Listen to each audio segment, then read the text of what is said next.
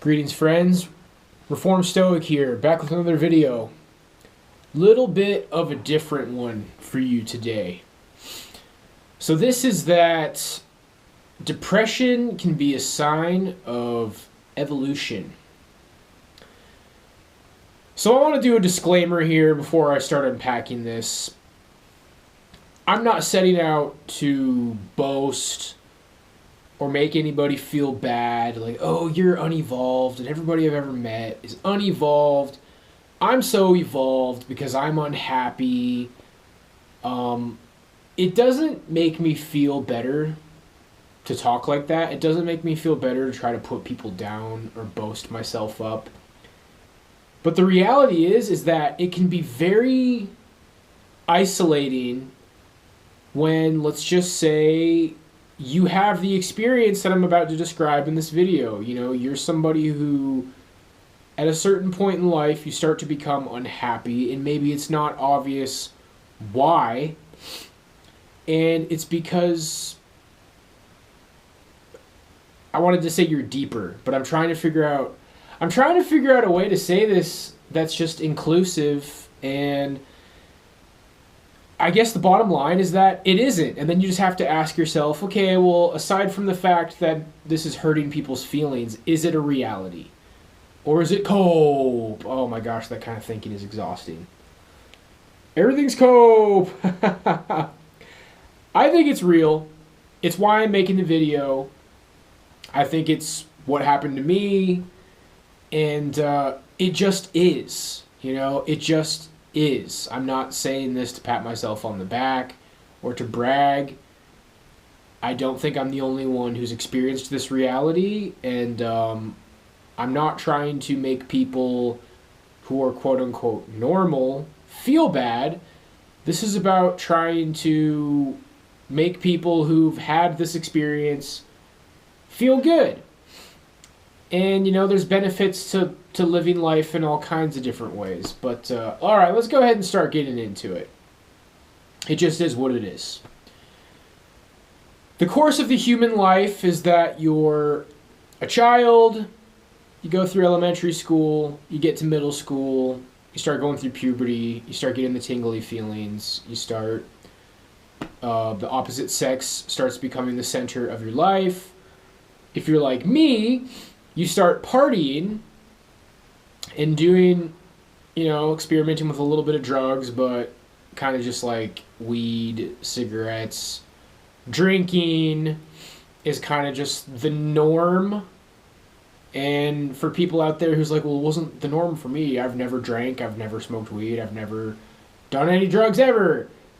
On some level, I envy you, I think. But I don't know. I go back and forth. You know, there's the grass is greener on the other side. And, oh, you know, if I just would have been a good church kid and never partied or did any drugs, I would have got married young and had kids young and been so happy. But, you know, then there's people in dead-end marriages that are like, wow, sometimes I wish I would have just been a freaking party animal and not did this. I think maybe what a lot of people's different experiences are leading toward is that kind of the reality of what Buddha says is that life is suffering. And something very profound from the channel Spiritual Renaissance. I was catching up on some of his videos last night. He said that it's easier to get spiritually enlightened if you're rich. And that might kind of like go against what you feel like you would hear people say. Maybe that's a little bit of a black pill, like, oh man, I'll never reach enlightenment because I'm not rich. It doesn't mean you're not on the path toward enlightenment. I feel like I'm walking that path. I feel like people that this video applies to are walking that path. But it was a little bit of a hot take, and it completely makes sense. Like, you have a better chance of reaching enlightenment when you're rich because you'll realize that you're not happy even though you have tons of money. And I've kind of gone over that point a little bit in my videos in the past. I'm just saying, hey, you know, look at celebrities. They get all this money and fame. They get access to infinite sex and what have you, and they end up a wreck. So that was his point, is that you have a better shot of seeing that almost every path leads to sadness if you have a lot of money. So you can be absolutely sure. But of course, you're always going to find reasons that you're not happy. And I think that's where some kind of like delusions kind of come from with depression, is sometimes you're clinging on to something that you want to say, hey, this is the reason I'm not happy. But in reality, you're just not happy. And everybody's going to be able to find reasons they're not happy. Like if you asked a rich person, they'd say, oh, I don't have real friendships. I don't have real relationships. Women are only having sex with me because of my money and my status. And those are good reasons. And it's very likely that people are going to be convinced by the reasons. But anyway, people go through life. That whole tangent was about, I partied. I think a lot of people party. My experience is that was kind of like the last stop before I got off the bus to Nowheresville. Is everybody kind of just parties and tries to get laid, or just tries to have a good time and laugh and be the life of the party or do whatever. That was really it. I guess you could say partying was kind of my long passage out of being like a regular person, and it's been strange and confusing. And I feel like a good metaphor for my life is like somebody like punches you in the face and then drops you in the middle of a maze. It's like, okay, find your way out of this maze in 5 minutes. And you're like, damn, dude, like maybe if you didn't just punch me in the face, I'd be able to do it. But it's like you kind of just get taken off guard, and now you're in a maze. And then a lot of my life has just been wandering through this maze. Like, man, I feel like maybe if people didn't punch me in the face, I would have been able to have found my way out of this maze by now. That's the excuse. And, on one hand, it is an excuse. But on the other hand, it's like, well, maybe you would have found your way out of the maze. And, of course, that represents, like, if I would have been more rich, or if I would have had less trauma, or if I would have had better relationships. But what happens is that not everybody evolves. Okay, a lot of people is like the party never ends, and they just want to keep drinking and smoking weed and partying. And you kind of get to this point where it's like, man, is this really it? Like, is this all we're going to do? And, I've only had my experience. Maybe if I would have fallen in love, I would have had a different experience. Or if I would have gotten my dream career, if I would have become a touring drummer in a band to where I was able to make a living doing what I loved, maybe I would have found contentment. But I just didn't. And a lot of people don't. And what you find is that it seems, anyway, like people are just content with the same thing. And, you're ready for something different. And you don't know exactly what it is. And then, like I've said before, you reach for things that you don't have. You're like, oh, well, I don't have a woman, so this is why I'm unhappy. But really, your depression is a sign of evolution. You strive for something that other people don't. You're not happy, you're not complete. And given the opportunity, you might realize that nothing in this world can complete you. And I feel like I've gotten to a point where I was trying to feel completed by what I call just regular Christianity, just whatever denomination, Protestant church, Baptist church, Catholic church, just regular Christianity. I thought that I had found something, but it was kind of like a final reminder that I don't belong. A lot of regular people, I was with the regular people who partied, and the rest of the regular people were at church. So I kind of went and saw, like, the other half. And again, I feel bad, like, if anybody that I ever went to church with is watching this, is like, wow, he must have really, like, been disgusted by the people that he met at church. It's not what it was, but I was trying, it was kind of like a last effort to be normal. And right now, I'm being forced to embrace, I've just never been normal, and I'm just never going to be normal. Whatever contentment I'm going to find in life, if I'm ever going to get out of this hole, and I don't want people to think I'm in a hole, but I'm not complete, I'm not really where I want to be. A lot of people aren't. If I'm ever going to get out of this hole, I'm going to have to acknowledge that I'm just not normal. And I'm not going to be able to say, oh, this is how I can feel normal. Like, this is what I should have just been doing. I just go to a regular church, and I hit it off with everybody, and I just click with everybody. Like, this has always been there for me. It's an evolution, my friends. It's an evolution where you don't click with people because you don't care about the same stuff that other people care about.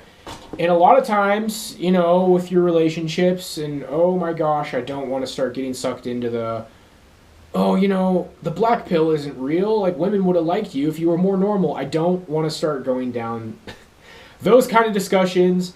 It's so played out. But to just briefly kind of get into that, like, maybe if you would have had an emphasis on more regular things, if I would have had an emphasis on more regular things, around the time I moved to Vegas, it's like, well, what's important to me? And something that kind of like was the placeholder for this otherness that I've been seeking for so long was kind of like, I want to be famous. I want to get discovered as a drummer. And then when I perceived music as not working out, because the metal bands that I put so much time and effort into didn't work out, when really it's kind of ridiculous to say that I failed at music because those bands didn't work out. Like, I could just go on and on and on and on. But I jumped over to rap because, well, there is no because I just wanted to be famous, and in that particular moment, I thought, I don't know. There's no explaining it. Like, it was kind of delusional, and it just shows how lost in life and lost in the sauce I was. And again, I'm not saying that I think I'm a bad rapper. Probably going to be working on another song soon. But the point is that I think eventually the mask kind of disintegrated. It's like, oh, you don't want to be famous. You don't want to be like discovered as a drummer or a rapper or get lots of recognition for being in a big famous band or something. You don't really know what you want. You want some otherness. And compared to like, well, I'm going to be a doctor, I'm going to be a veterinarian, I'm going to be a salesperson, I'm going to be a nurse, compared to kind of like the normal career path that basically everybody else I knew took, I want to be famous, I want to be a musician, was very other. It was very different. But what I'm finding is like, it wasn't that specific thing that I wanted. It was the otherness. And now the otherness is showing me, because I think I've already kind of seen enough to know that making it as a musician really isn't that great. And it's not really going to give me everything I want. But, I'd really love to just be financially independent. If I could just kind of like making money, doing something that I'm good at, and get a creative job. Let's just see how that would do. Like, whatever otherness I'm searching for, like, that would certainly help my cause. But the point is that I evolved to realize, like, I don't even really know why I'm unhappy. I don't even really know what it is that I want. And this is where a lot of normies would just say, that's depression, you need help, you need to go get medicated by a dog mom who got a McDonald's drive-through degree in psychology. And I'm not saying therapy can't help, but I feel like I'm advanced enough to know, because I've been contemplating it lately. It's like, should I just go get a therapist? I was even thinking about getting a female therapist. I was even thinking, I tried a couple of male therapists after having bad experiences with female therapists. I would be very guarded about what I would say, but I would just go lay it on some sweetie, like, hey, I've basically been socially crippled and isolated for the last 10 years. I haven't had a hug from somebody other than my parents in like years and years and years and years and years. I haven't been on a date since 2017. I've been completely isolated, and I don't know what my problem is. And yeah, I've just been playing around in my mind, like, is there a reason to go lay that on some psychologist or therapist? Because I really don't think they're going to be able to help me. I think I'm the only one who's going to be able to help me, and then maybe some other spiritual advisors online, and then greats in books, and people like Jesus and Buddha, and people like Jesus who aren't even really people underneath it all.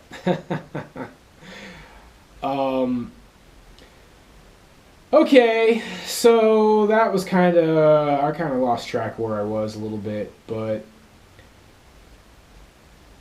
depression can be a sign of evolution. And a lot of times the reasons that people don't get depressed is because they're simple. And I've covered that in like black pill kind of stuff. Like some guys are too, we'll say simple instead of stupid to even realize that like they're a part of a pattern. Like you're struggling with women because you're short and bald. Like some guys are too simple to even realize that. And it's kind of hard to believe, but it's true. And you know, maybe that's one pattern that a lot of men have perceived in their lives, but you've also perceived a lot of other patterns. And like I said, you're clinging on to something, and yeah, you're going to cling on to the thing that's the best explanation for why you're unhappy. But at the risk of being redundant, it's like, yeah, you might have had a better shot of having these kind of connections, you know, more friendships, more relationships, if you would have been more interested in regular things that you're not interested in because you're just interested in something beyond. It's like you're interested in X. Like your life is a algebra equation. You know, my happiness is equal to me plus X. And I don't know what X is. So the only conclusion that there can really be of this video is, okay, so your unhappiness could be a sign of that you're evolved. Like you seek for something beyond, something spiritual, something greater than this world, something unknown to you, and a lot of other people don't. And I've made other videos talking about how to help your moods. You know, I'd say that if you're depressed, get off all substances, no more cigarettes, no more weed, no more booze. The hardest one is pornography and masturbation, but yeah, you know. I just watched another NoFap video before I started this video, and I just got thinking, oh man, is it about that time again? I was really trying with that before I moved, and something about moving just completely destroyed my momentum. But yeah, we're going on a year since I moved, and it's just kind of like, you know, since I've stopped streaming for the time being, it's like, you know, maybe I could start thinking about giving that another shot. But this video is meant to be like kind of the next step. Like you've already got my advice and other people's advice on how to deal with depression. And like I said, get off all drugs, all substances, work out every day, take your vitamin D. I've added a multivitamin because, you know, unless you have like a super vegetable fruit-filled diet, you probably are missing some nutrients. So vitamin D, multivitamin, fish oil, and magnesium. That's pretty standard. And then I have some like Greek yogurt every day to get probiotics. And there's other kinds of, you know, you can take a probiotic pill, or they have sodas now that have probiotics in them. But Greek yogurt, probiotics, that's a pretty solid stack. And that's a pretty solid starter for, you know, trying to deal with your depression. But I've done all of those things for a very long time. And I don't want people to think I'm super sad, but I'm doing what I'm supposed to do. And part of it was like, I also need to kind of like put my stream to the side for a while. Because that was kind of just like a drug. That was like, I'm doing this for attention. Or I'm doing this to just try to get a little bit of a dopamine fix. And I'm back on the path of kind of trying to strip everything out. And yeah, like, oh my gosh, I'm probably tiptoeing towards trying to do NoFap again. Because I was doing pretty good before I moved. So the only conclusion to this video, other than it's a sign of your evolution, is that you need to go on the journey and find out what that X factor is. And something that kind of came to me in a spiritual talking to Milton. I feel like it's cringe when I talk about talking to Milton, but I don't know how to cover it up. Milton told me that I need to kind of go back to my childhood. And what it made me think of, the first thing that came to mind is Jesus said, only those who have the mind of a child will enter into the kingdom of heaven. And when I was a kid, I would have my television on in the background. So trying to recreate this, I'm like, okay, they have these like, you can find it on YouTube sometimes, but you can also find it on like streaming sites. It will be like Ed, and Eddie Marathon or SpongeBob Marathon. I need to find some cartoon that I've pretty much already seen to where it can be on in the background. Because when I was a kid, I had the television on in the background and I didn't really care if I missed it. I'd kind of like watch it a little bit, but then I would kind of just like autistically pace around my room. I had a very small bedroom, probably smaller than this growing up. I didn't even have a door. And I would just like completely phase out reality. Like I have these memories. I saw a commercial. It was like a bumper advertisement for some Nickelodeon series, like Oh Yeah Cartoons, I think. And it had an alien in a spaceship, and I wanted to pretend that I was that alien. I created like an entire imaginary world pretending that I was that alien. So the TV is just like background noise, and I'm on my feet and I'm pacing around my room and I'm playing pretend. It could be based off of video games that I've played. It could be based off of a commercial that I've seen where there was like a cool alien. I used to do that all the time when I was maybe 8, like between 6 and 10 years old or something. And my other friends would do it. And I'm pretty sure I'm the one who taught all my friends how to do that. Maybe, it could have been this childhood friend that I had, like my mom's friend's son, who was a year older than me. He might have been the one who made it up. But he moved to Anchorage, so then I was the one who passed it on. But I don't know. Like, I don't remember if I made it up and showed him or he made it up and showed me. But we would play pretend, and I would teach my other childhood friends how to play pretend. I was kind of like the one that's like, hey, and it's weird. I'd call it, let's play a game with our bodies, which sounds weird, but that's just what I called it for playing pretend. And then my friends would be like, hey, let's play a game with our bodies. And I'm just thinking about how like people are watching this and it has like the Cannibal Holocaust soundtrack, like, and your face is just like shocked, like, this is the most cringe thing I've ever heard in my life. Like a 34-year-old man talking about how he wants to play pretend like when he was a child. And it's not going to be exactly the same. And I've already known this for years. I've been trying to figure out how to do this for years. That's how I came up with the method. I showed you that video, or I made that video about how to contact your higher self. That's how I came up with that. So really, this entire contact I've had with Milton came from me trying to figure out how to recreate the creativity of my childhood. Because I can just tell you that I enjoyed playing the games with my friends, but in my mind I was like, man, I can't wait to get home and be alone in my room. Because I can tell you that that is the most complete probably that I've ever been in my entire life. Like when I was, however old I was, 7, 8, 9, I'm going to say like maybe even younger than that, like 5, 6, 7.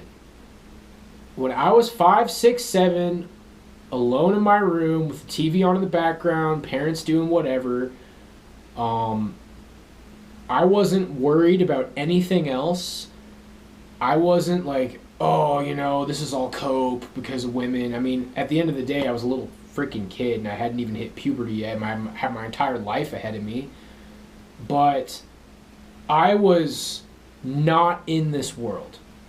I was completely absorbed into my creative playtime. So what I established last night, talking to Milton, I'm going to try to find, I feel like Hey Arnold would be perfect. Like Hey Arnold or like Doug or just some cartoon that I've kind of already seen, and I could just find maybe like a live stream on YouTube that just keeps playing episodes and then have that on in the background on my TV. And then just I kind of created a game last night where it's like, okay, so there's like portals into this reality, and demons come through the portals and angels come through the portals, and then the demons can like create a material body and you have to like destroy the material bodies and send the demons back. I don't know. I've tried this before. I've tried to play pretend as an adult again, and I do it for like 5 seconds and I'm like, this is fucking stupid.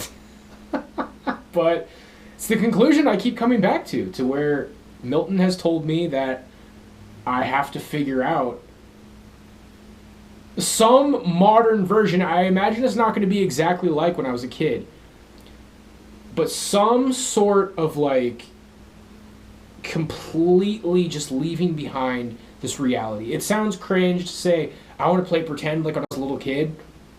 I think it's not going to be like that. It's going to be like completely constructing a different reality and just completely leaving this world behind. And I could probably channel it into some sort of creativity, like making music or something that comes from this imaginary place. Or maybe it could end up becoming like some sort of a science fiction novel. You know, I was kind of thinking, because, you know, my book about me going back and redoing high school is almost done. Like, it's pretty much done. I just need to finish the last chapter. I'm thinking I'd love to, you know, Tolkien has Lord of the Rings, C.S. Lewis has Lion, Witch, and the Wardrobe. I'd love to write something like that. I'd love to create a whole nother world. And, you know, it would be great if it was as big as those things, but it probably won't be. But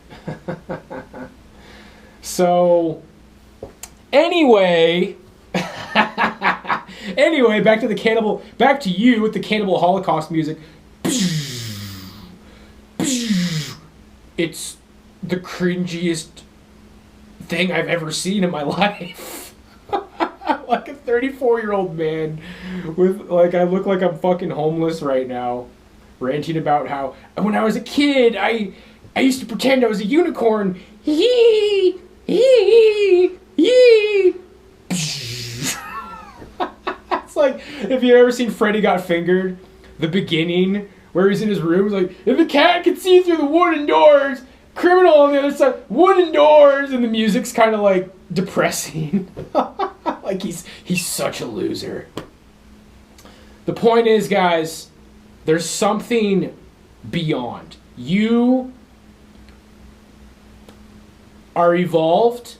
It's not about patting myself on the back like, yeah, I'm evolved and everybody else sucks. Oh man, sorry losers. It just is. Some people don't have this part of them. They're content with just like, oh man, pizza. Oh dude, my TV show is on, and you are just not fulfilled by this world. There's something out there. There's some sort of an outlet.